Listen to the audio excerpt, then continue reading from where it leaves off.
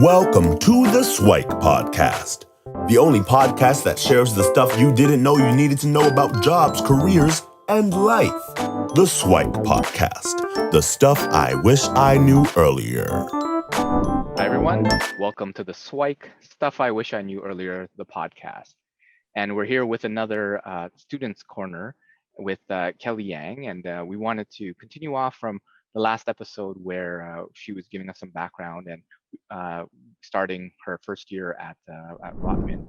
And we want to get into, well, what is that first year experience like? So a lot of things that people are wondering about are things like residence, like where to live, right? So you were from out of city, so you had to stay on res, and that seems to be the common thing. If you don't live in the city, you want to be on res. But my understanding is you have to actually pick multiple, and you have to do it at the time of application. Can you walk us through a little bit about like that whole kind of first year, getting ready for first year experience? So it starts with res, and then maybe some of the other things that you had to do, like picking courses and things like that, and kind of walk us through that first set of steps to get started.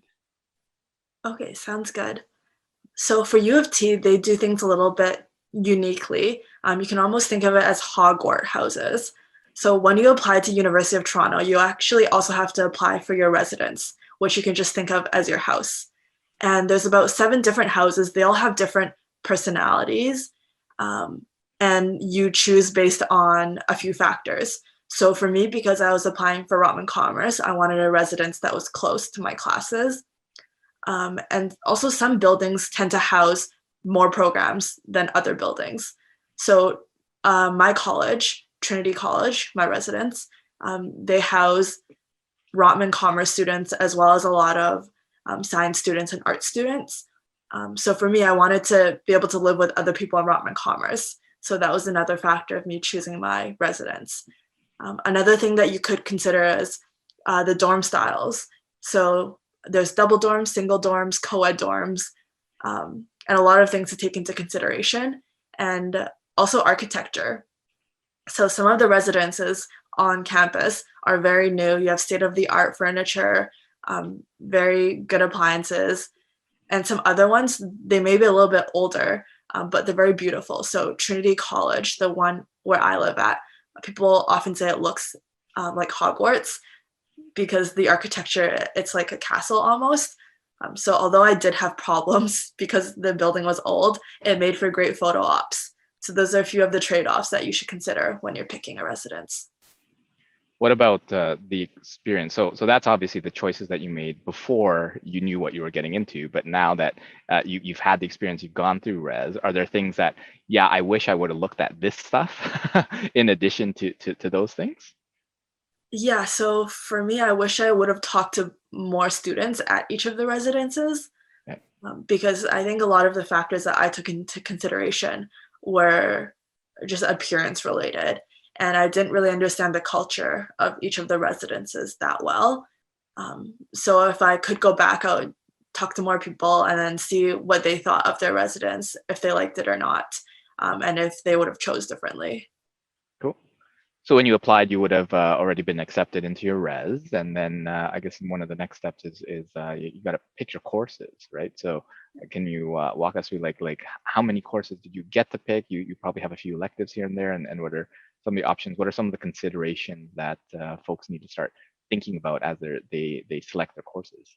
Yeah, for sure. So it really differs school to school. But if you talk to your academic registrar or just go online, there will be a lot of resources to tell you what are your mandatory courses and what your electives could be. So for me, I had a list of mandatory first year courses, and I was able to choose the time I wanted to take them because they were often offered 2 or 3 times in the week. And then you also have to fulfill your breadth requirements at U of T, which means taking electives in areas of study that aren't directly related to your program. So this would be like science, math, humanities, etc. So I used my first year electives in order to knock these out of my book. So I took a few courses in geography. I think I took one in innovation just because they were interesting to me and they would also help me fulfill my breadth requirements. And what was your process to choose? So like, yes, there are breadth requirements, but there's probably a whole bunch of them that would satisfy your breadth requirements. Like, geography doesn't, well, no offense to all the geography people, but that doesn't seem like it's the top of the list. The innovation one sounds a little bit more like kind of mainstream. But yeah, why geography? Yeah. So usually once you get onto campus, you'll start hearing people say, oh, these are the good courses to take. These are the easy courses to take. And so oftentimes you'll just start taking the courses that you hear more about. And these are usually the courses that are either very interesting or very easy. Okay. So the courses that aren't so interesting, aren't so easy, don't get talked about. And therefore you wouldn't really be inclined to choose them. Gotcha. So like with most folks, the main criteria is it easy? Will I get good marks? Will it help me with my GPA? Or like, is it interesting enough where I can sacrifice a little bit of marks or at least be kind of in the middle? But obviously the not so interesting hard courses, that's, I guess, for only a certain type of the population. So, Yeah. so selection, it seems relatively straightforward. I mean, there's a few that it seems like you talk a little bit to other people about what's interesting. Would there be other things that you would want to consider now, again, that you know what you know, going back, are there other like resources or things that you should start thinking about when choosing these courses or Definitely. So if you're hoping to complete a minor or a major in addition to your main program, then you should also look at the requirements for that major or minor and make sure you have the prerequisites for the courses in the future that you have to take. For me, in my first year, I wasn't considering a major or minor at all. I just didn't know enough to be able to make that decision. So as a result, I didn't complete any prerequisites. And then I was very limited in my later years in whether or not I could actually pursue a major or an additional minor. okay. So part of the choice could also be whether or not it kind of restricts you or opens you up for any of these minors or major, whether you decide to take that ongoing or not. So cool. And one of the fixtures of first year is Frosh, right? So that kind of the first week or the week before school actually starts, I guess. So can you walk us through that? Because that can be lots of fun for a lot of folks and a little bit more challenging for others, right? So what was your experience like? Yeah, so I had a great time at Frosh. I actually had two Froshes, one that was put on by my college or residence, and then one that was put on by my program, which was Rotman Commerce. And both differed in the style of events. The Rotman Commerce one, as you might be able to imagine, was more focused on networking, more professional events, whereas my college one was more fun. It was like, oh, parties, getting to know the other people in your residence, etc. So I know it can be really intimidating to be in a group of people you don't know in an unfamiliar environment. And to be honest, I had that too. It's always hard taking that first step, but just remember everyone feels that way. And honestly, once you start becoming friends with the people during Frosh, you'll be friends with them for all of university, and no one will judge you at all. You're just all there to have a good time.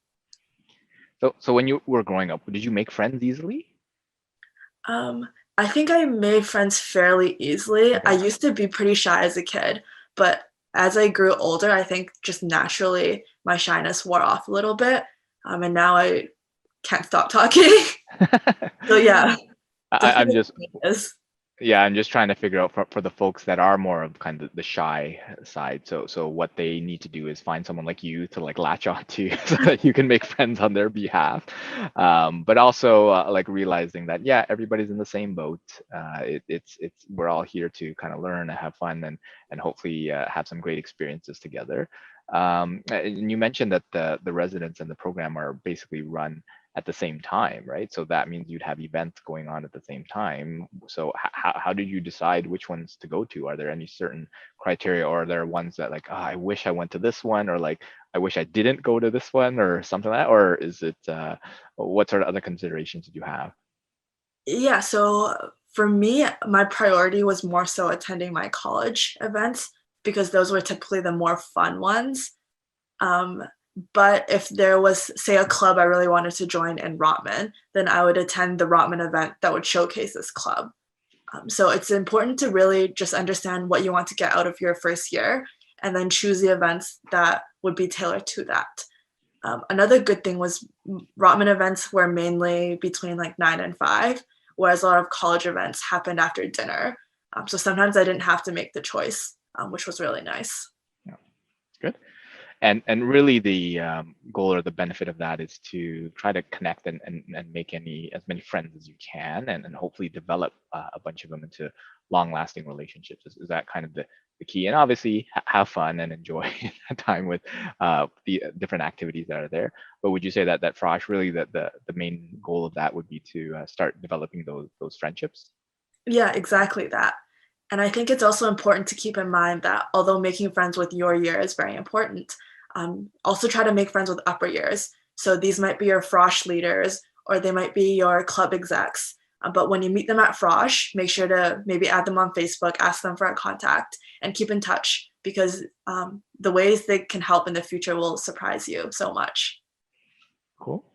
So we went through kind of Frosh, that's like the week before class, and then you actually have class itself, right? So walk us through kind of the first couple of classes. Was it pretty intimidating, like to walk into the Hogwarts style classroom environment? Finding your classes, was it easy to find classes? Was it pretty straightforward? And then when you were in classes, like how did people deal with like marks and assignments? Like do they have like group chats and stuff, and they connected with each other, and hopefully there was some good interactions in that. So yeah, if you can tell us about the class experience, that would be awesome. Yeah, the first week of class is very intimidating, and it's very easy to get lost on a new campus. For me, I was almost late to so many classes because I had the hardest time finding out where my classroom was, where my building was, and how to get there. So I definitely recommend either trying to walk the route beforehand or leaving double the time that you think you need in order to get to class for that first week. Because no one wants to be the person that walks in late on the first day of class in a room full of 200 or 300 people. Hmm. But another good thing about showing up a little bit early is you can make friends while you're waiting for the class to start. So for me, for the classes that I did get there a little bit early, I started chatting with people in the lobby. We exchanged contact information either on Facebook, Instagram, sometimes even Snapchat, and then we're able to form pretty close friendships that way as well. And we created group chats to help with studying, to share our answers, to ask questions. So it's really important that you take advantage of those first few weeks and first few classes to make friends. And did you like set up like study groups and stuff like that? Is that a thing where people kind of hang out and say, hey, let's meet here and study? Did you do stuff like that? Yeah, for sure. So when you first make friends, it's pretty awkward to start doing activities together. Like, oh, let's go to this restaurant. But it's really easy to say, hey, let's meet up to study at a Right. library. So usually that's how your friendships form. You find a few people who are in the same course, you get together, you study, and then maybe after you're done studying, you go grab food together. And then eventually you'll move on from just studying together to hang out together and doing non-school related things as well. Cool. And one thing that I often share with folks is, although it's very intimidating time to make friends and things like that, you also have to be mindful of the friends that you do make, right? Because if some of them are like very studious and they're going to events and volunteering and things like that, chances are that's the type of person you'll be. But if all of them are just like partying and gaming and just watching Netflix and YouTube and whatever, chances are that's what you're going to be doing. So being good with picking the folks that are like-minded in terms of the goals that you want, and not necessarily be drawn into the ones that, although it could be more fun, might not necessarily serve you in the long run. What about extracurriculars? What are some of the things that you did in terms of clubs or what have you? Volunteering, did you do some of that stuff in first year, or was it all books in first year? Yeah, so usually each university has a club career fair, which is a huge fair where all the clubs have a booth and they showcase what they're all about. So I attended one of those and I was able to get a sense of what clubs were available at U of T as well as at Rotman. And then I was able to choose the clubs I was interested in. And actually, so coming to university, I didn't realize a lot of Rotman clubs and University of Toronto clubs, you had to go through a pretty rigorous interview process in order to become a club member. So that means you help organize events or you're an intern for that club. And it was a little bit intimidating because I hadn't really gone through that interview process before. And at the time, every time I got a rejection letter, it was also a pretty sad moment. But the thing is, you just have to keep trying. And so eventually, I was able to find a club that I really enjoyed, which was Enactus. It was a consulting club, basically, and you did pro bono consulting for small businesses in the local community. And even though I didn't get into the Rotman clubs I wanted to in first year, I reapplied in second year, and I was able to become an exec member even without being an intern. So don't be discouraged if you don't get into a club in your first year, and then always try again. Cool. So it sounds like that we got through most of the first year and that initial term experience. And if we were to sum up some of the kind of stuff that you wish you knew earlier, it'd be, I guess, spending more time to do your research in terms of like exploring and asking folks about like residences and their culture and the experience and things like that. Attending lots of events, right? So as many as you can, getting out of your shell, whether it be on at your res or for your program or whatever.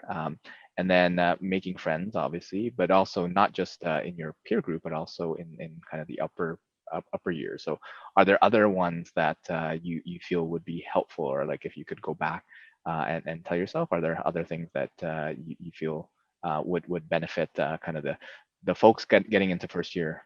Yeah. So in terms of your academics, you may be surprised to find that they're not where they are in high school. For me, that was a really big shock. In high school, I was generally a pretty good student. I got high marks. The first midterm test I got back, it was almost a failing grade, and I was shocked. I didn't expect to be doing so poorly. But if the same thing happens to you, don't be worried. Oftentimes there is a big curve from high school to university, and you have to change your study habits in order to adapt.